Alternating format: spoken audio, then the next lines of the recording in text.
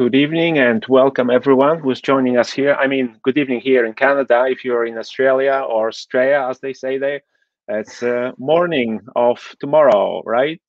Yes. So welcome to our Vocation Café. It's so exciting to chat across the world, and the whole idea of Vocation Café is about sharing and conversation about vocation, basically creating vocation culture.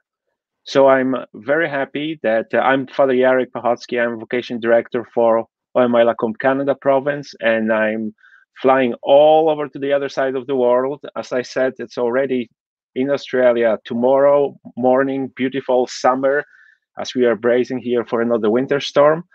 So welcome, Brother Josh, who is preparing for priesthood and for his perpetual vows, actually, hopefully this year.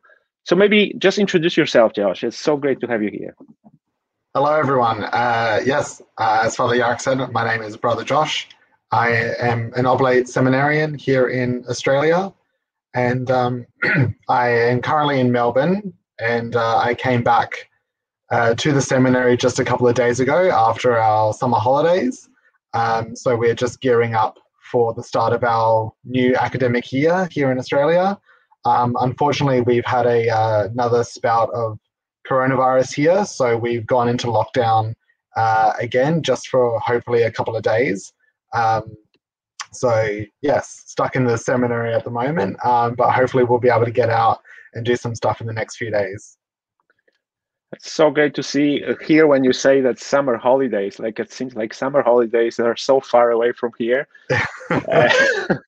But that's the one world, and that's the beauty of it. And it's so beautiful about it, especially I discovered that during this pandemic, as unfortunate as it is for everyone, it seems like using the technology, we are becoming even more connected than ever before. Just last week, I chatted with Father Dominic from Ireland, who is involved in vocations as well, and now we are going all the way to Australia. And next week, I will talk with the oblates from Philippines. So I thought, awesome. The world is becoming so small. So Josh, maybe tell us a little bit about I just mentioned to those who are viewing us, you can feel free if you have any questions or comments, you can type them in Facebook comments. We'll see them and address them as we can, as soon as we can. So maybe tell us a little bit your vocation story. Like, how did you even came to that realization that you want to pursue the vocation, the oblate vocation? Yeah, well, I guess where every vocation starts is with baptism. I guess we are all first baptized, and we are baptized as priest, prophet, and king. So within all of us, there is already this vocation towards a priestly ministry, and that can happen in a variety of ways. But obviously, one of those is the formalized priesthood of the Catholic Church. And I was lucky to be baptized by an oblate. So my parents, I grew up in a city called Adelaide here in Australia, down on the southern coast. And there in Adelaide, the oblates look after two parishes. And it just so happened that my parents moved into one of the oblate parishes just a year before I was born. So when I was born, obviously they took me to the church to have me baptized. And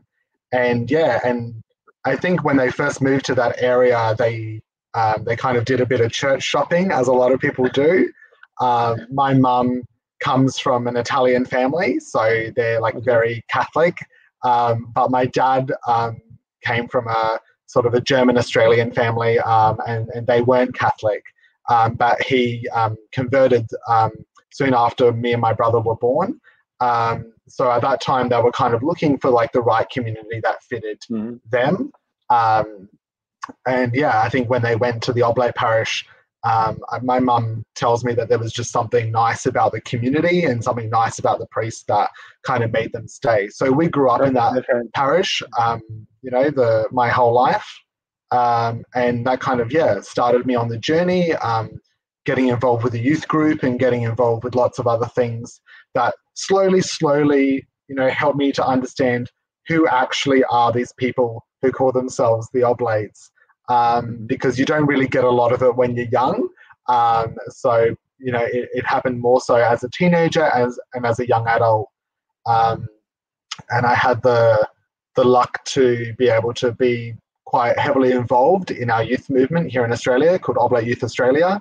And that was probably the greatest kind of influence in helping me to actually learn more about the Oblate charism, who the Oblates were as priests. I remember when I went to Aix-en-Provence a few years ago. We had the gathering with the Oblates involved with those who work with the youth, and I think Father Finney was there as well. And I remember him. Now he's provincial of Australian province, he was sharing exactly like you said. There's lots of things happening in the youth ministry there, so I'm not surprised it has such a great influence then. And I mean, Oblate Youth, it's unique, and in that sense, like you exposed to the idea of religious life or missionary life. So like you decided. So when did you decide to pursue the call to priesthood or religious life? How did that happen? Somebody told you that, or you just woke up one day in the morning and said, "Okay, here we go"? No, well, I guess. Well, when I was very young, my grandmother always said to me that I was going to become a priest. But I kind of just blew it off. You know, like her brother back in Italy was a Passionist monk, and there was something about me, like I think I look like him or something. I reminded her of him. So she always said, "Oh, you're going to become a priest, you're going to become a priest." And I didn't really think anything of it. And she passed away when I was 13. So for many years afterwards, she wasn't around. But I guess I always had that memory. But I actually went to law school after high school. And I studied and I became a lawyer. And I did that because I always had this urge to want to help people. You know, and so I was always looking for something in life to be able to give of myself and help others, particularly the poor, the vulnerable, the abandoned. So I guess I was always in that vein. And it just so happened that in 2013, I was working not only for Oblate Youth Australia, but I was also working for the Archdiocese in Adelaide in their youth ministry. And so I was given charge to lead the pilgrimage for the World Youth Day in Rio in Brazil that year. Nice. And that was a really great experience for me. And it was from that experience that I first got the idea, maybe God's calling me to be a priest.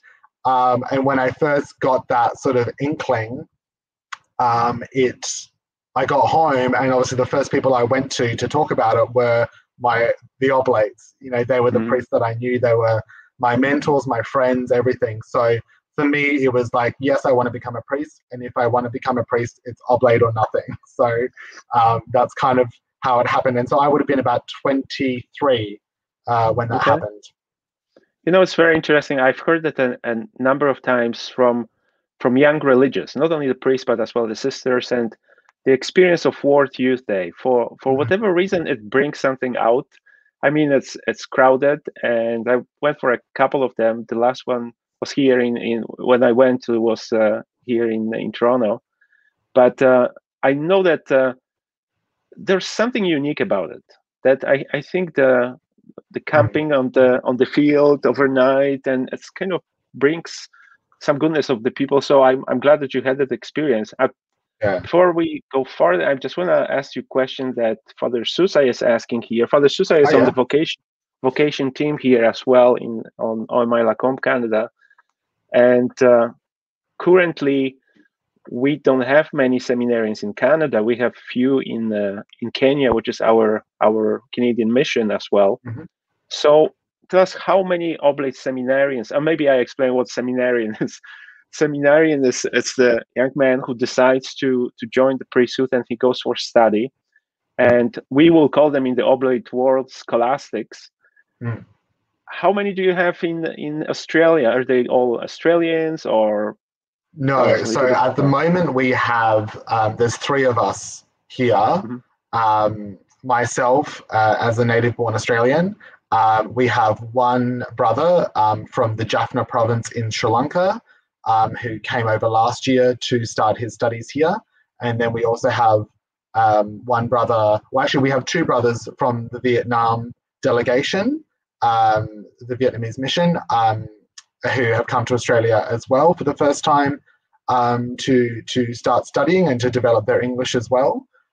So one of them is here in the seminary with me. One is in Western Australia doing some pastoral experience at the moment. So there's technically four of us in Australia. Yeah, that's great. Like the one thing you mentioned that you have seminarians from Vietnam, but I think that Hong Kong is as well the delegation of Australian province, isn't it? Yes, it is. Yes. What the relationship with Vietnam? Is it connected to Australia as well, or this is no? separate? So I think Vietnam still comes under the French province. Okay. Yeah. So for a long time, obviously, they were quite heavily dependent and kind of involved with France. So guys would like learn French and like potentially go back there to do their studies or to minister as well. And my recent experience in France helped me discover that there are quite a number of the Vietnamese guys working in France now. Okay.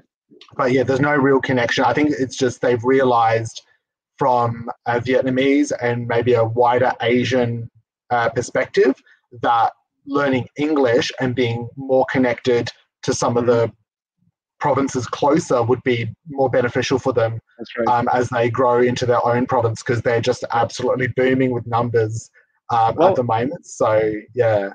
In overall, I mean, we are all connected. This is the same kind as the one congregation as the oblate. Yeah. So we are kind of divided administratively to the provinces, but in the end, this is the same ministry as one oblate.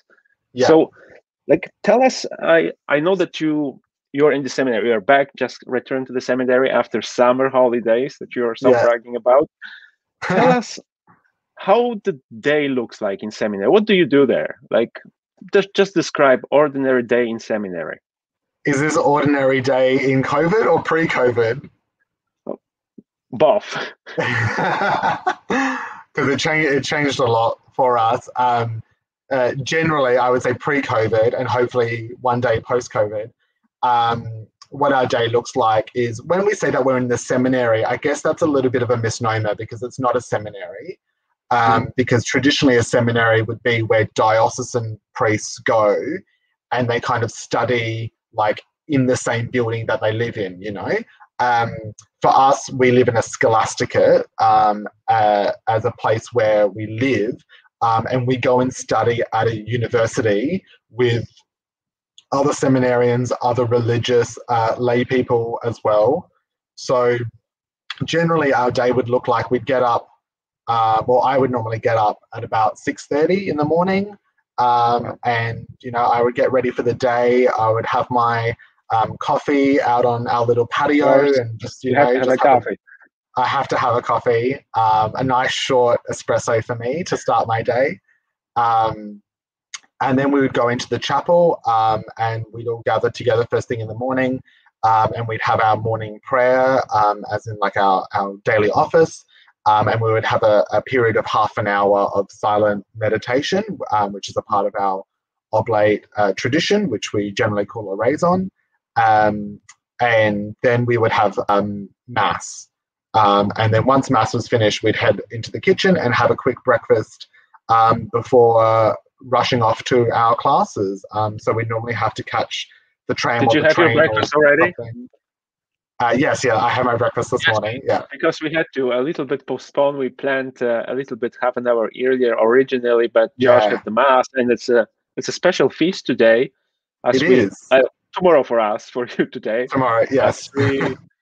As we celebrate the anniversary of approbation of the Constitution and rules. So I'm glad that we have to connect. So you had your breakfast. What then?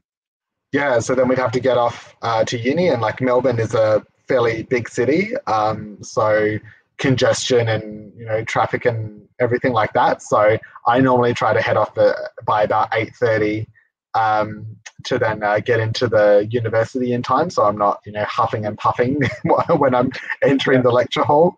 And so our university is called the University of Divinity, but within the university there are different colleges that are representative of all the different Christian denominations. So we study at the Catholic Theological College, but we're in partnership with colleges from the Uniting Church, the Anglican Church, the Lutheran Church, etc.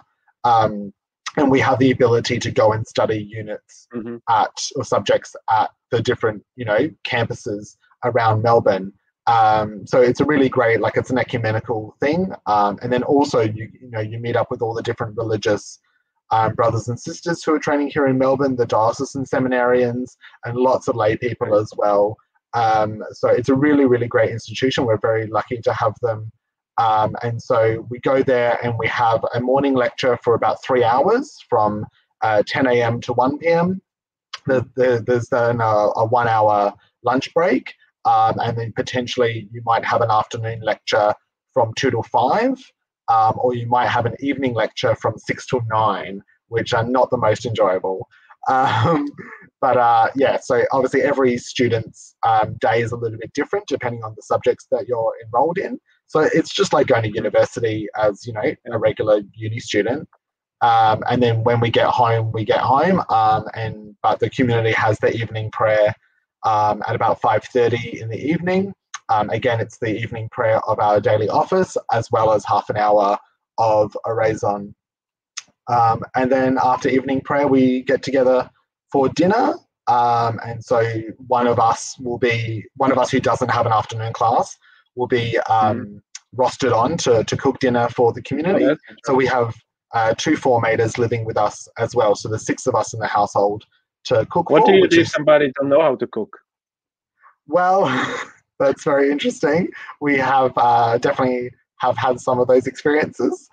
They try their best. And you order McDonald's in or something? No. We eat whatever they give us.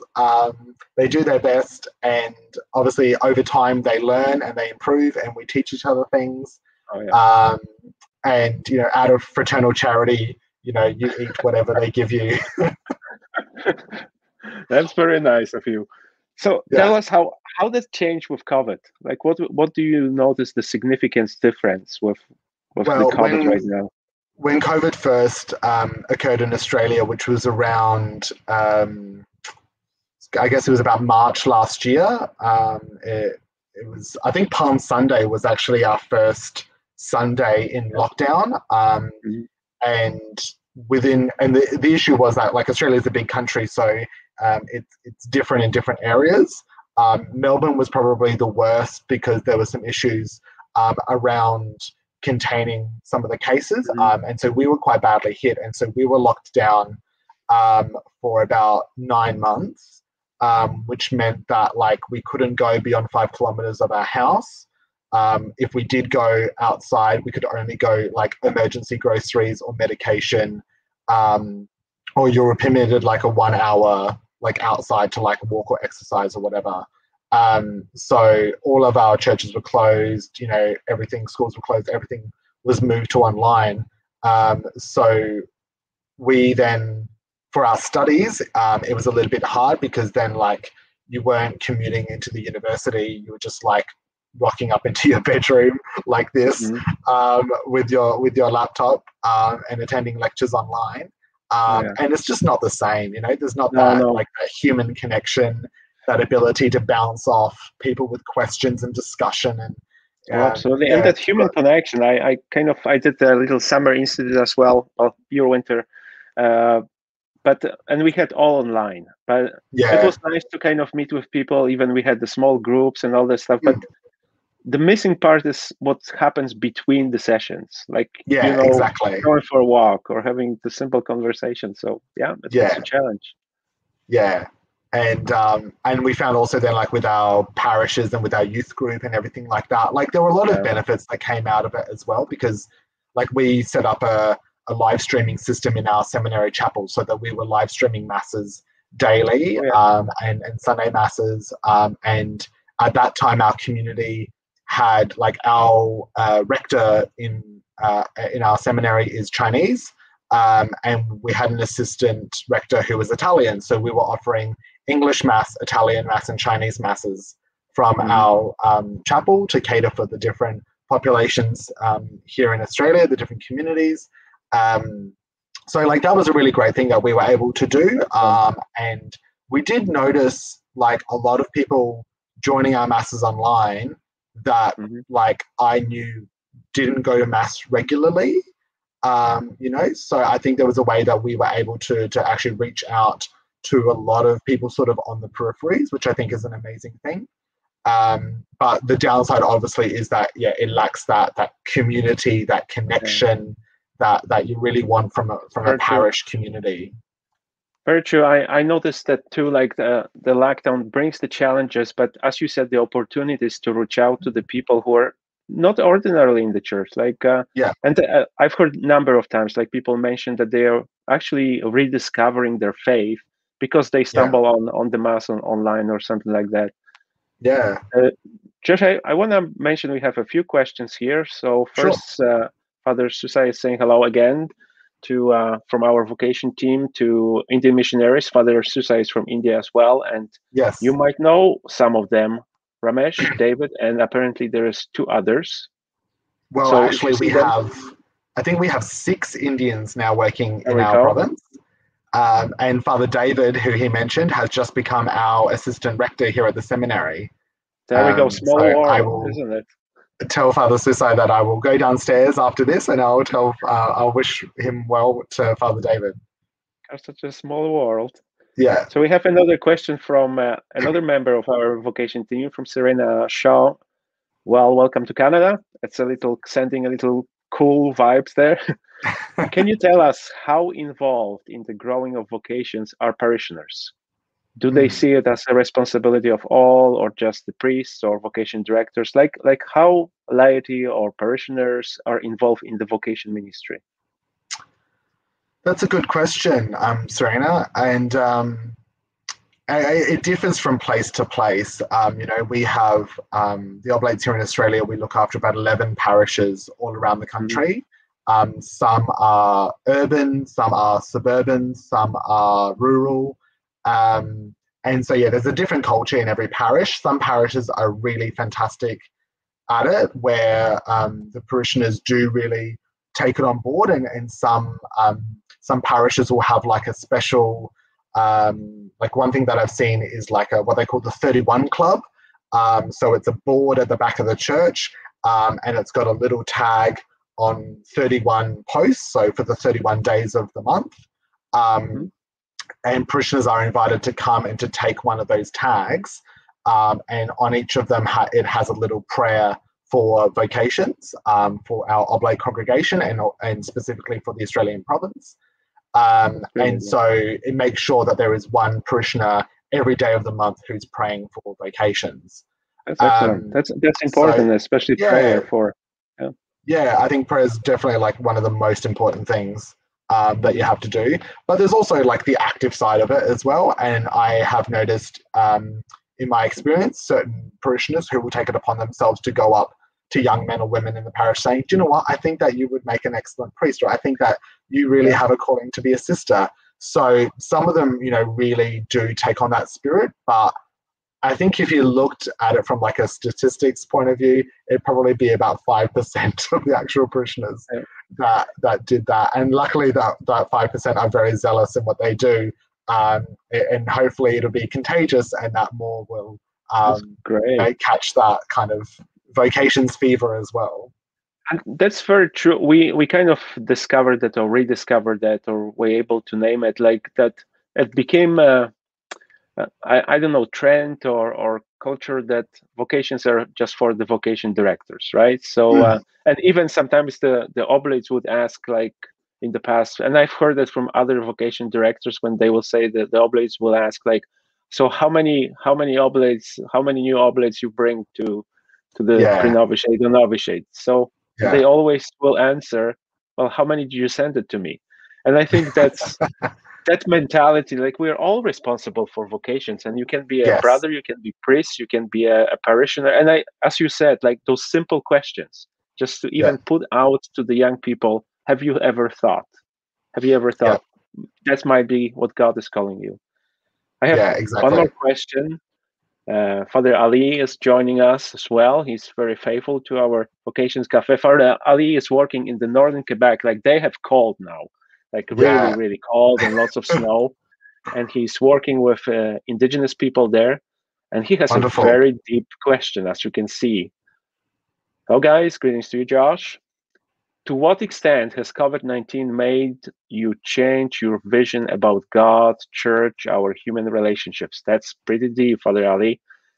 It's okay if it's not, if it has not, but has the values made you think what you always thought to be evident?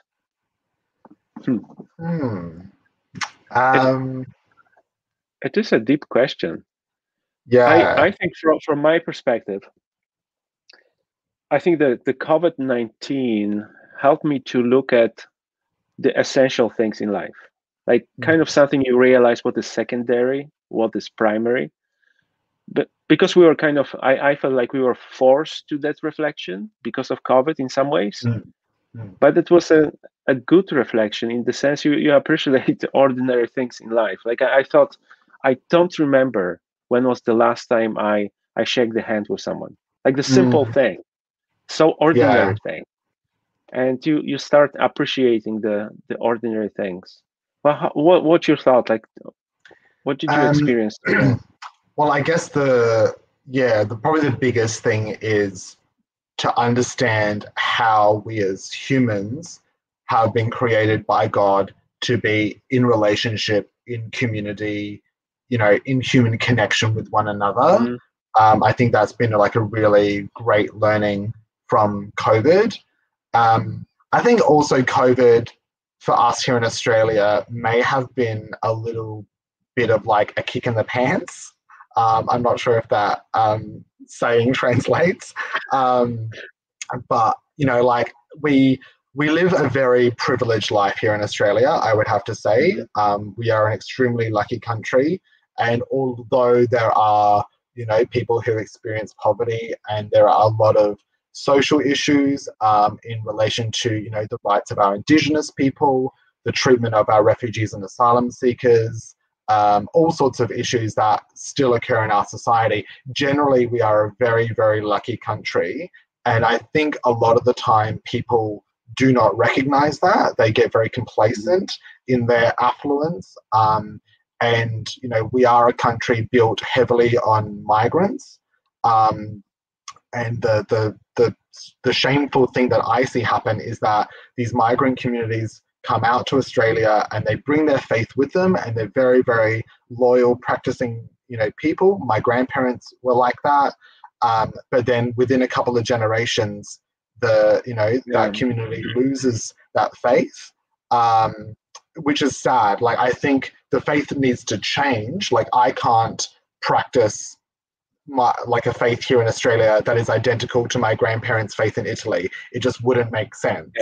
But I still need to keep the same faith, but make it my own and make it a part of the culture that we have here. So it's a real shame that transition hasn't occurred in a lot of communities, and a lot of them just abandon the faith completely by the first or second generation. So there's something, I think, about the affluence and the privilege of life here in Australia that then people think, well, why do we need God? If I have everything, why do I need to pray? Why do I need to go to church, and everything like that? So I think COVID actually, it really brought home to people that they're not immortal, they're not invincible, that they are, reliant and dependent on a lot of things, including a greater being. So I think that's been a blessing that people have returned back to some aspect of faith. And it doesn't need to be, coming to church every Sunday, because obviously they can't when the church is locked. So I think the richer learning is to find that inner spirituality and that yearning to be with a God who loves and cares for you, and is not just a reward and punishment God. So I think that's been some of the learnings that I've seen from COVID-19 here, which I think are real blessings. I think it's everywhere. That's it's really the world is being awakened in some ways through this experience. I see that you have a couple of greetings. You must know some people from Marcia. I certainly do miss you, as you can see. Marsha is a wonderful, wonderful woman. She lives in America. I did my novitiate in America, in Godfrey. Godfrey, Illinois, yes. Yeah, Godfrey, Illinois. So Marsha is one of the wonderful people there who look after us in the community. So yeah, hi Marsha. So when was it? When did you do the novitiate? That's when, if anybody joined the Oblates here in Canada, that's when they would go, because we do formation on the regional level now. So yes, all the 4 provinces, 3 in Canada and US province, that's when they would go for the novitiate. They all go to Godfrey. When was your novitiate? I started on it was the 14th of August, 2015.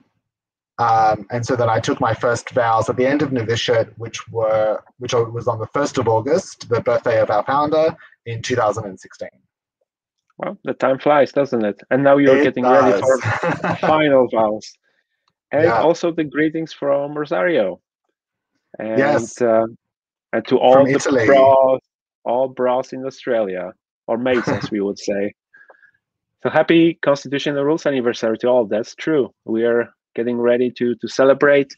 It's on, depending what country you're in. 17 is on Ash Wednesday for us here. So we will be celebrating tomorrow because of the move a little bit day. But this is the time, and we are so grateful for the Constitution and rules.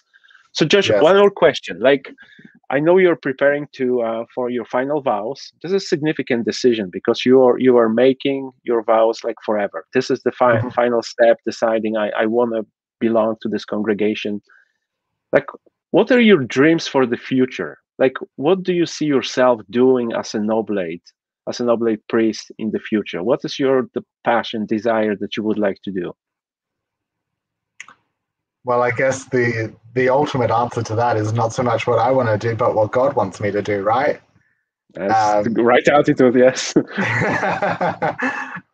Yeah, I think over all these years, like I think even when I started, I tried not to have any massive expectation in my mind as to what I was going to be doing in the future, because I think with the Oblates, it's very hard to imagine.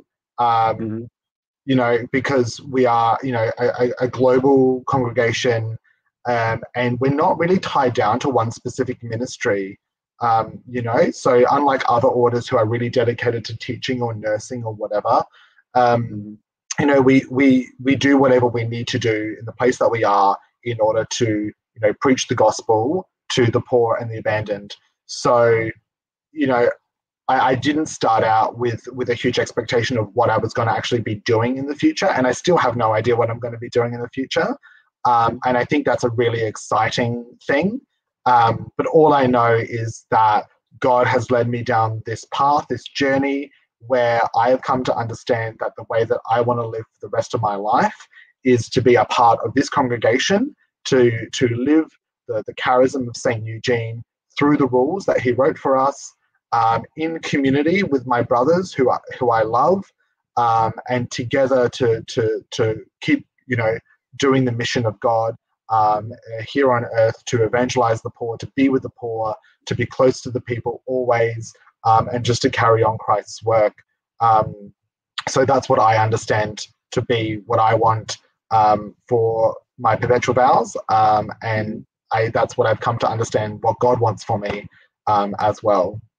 And you know, that's the way quite often happens. I've never thought in my life I'm gonna end up in the inner city in Hamilton, and that wasn't even in plans, but that's the way it happens. And at some point you realize that you know that this is God's calling.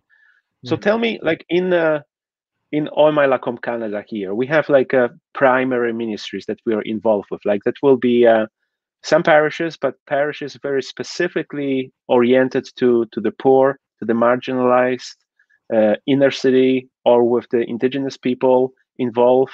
So, and helping those who are homeless, like that will describe those oblate parishes in the cities.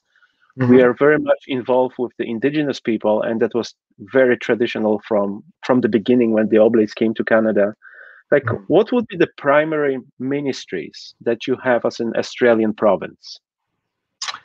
Well, so our province was started in 1894. So the Irish Oblates, Irish and English Oblates, came out to Australia in 1894. Um, and they were first asked to take over the ministry of a parish in a place called Fremantle, which was a very big port at the time, where pretty much all the boats from Europe were coming. And so they were looking after that parish and also a like a boarding school for boys. And so those two ministries kind of have continued on. So we look after a number of parishes around the country now. And we also have 4 schools that we look after as well. So there's 3 all-boys schools and 1 co-educational school. These are high schools.